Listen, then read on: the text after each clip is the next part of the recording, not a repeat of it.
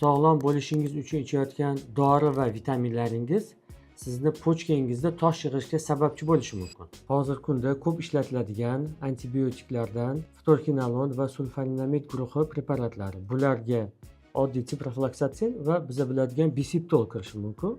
Bu preparatlarni doimiy iste'mol qilinganda siydikda kristallar miqdori ko'payib, pochkaga tosh hosil bo'lishiga olib kelishi mumkin. Keyingi guruh preparatlari bu siydik haydovchi preparatlar. Biz hamma biladigan furosemid preparatimiz.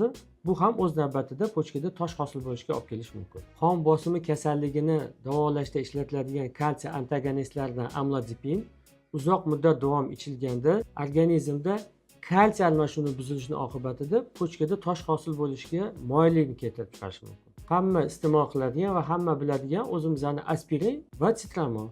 Bularni ham katta dozada uzoq vaqt ichilganda pochkada tosh hosil bo'lishi mumkin. Vitamin D, kalsiy, vitamin C va kollagen ham katta dozada ichilganda buyrak siydik yo'llarida oksalat va kalsiy almashuvini kuchaytirib, pochkada tosh hosil bo'lishiga olib kelishi mumkin. Bu dori va vitaminlarimizni ichishdan oldin buyrak va siydik yo'llarini tekshiruvi va qon tahlillarini qilish maqsadga muvofiq bo'ladi.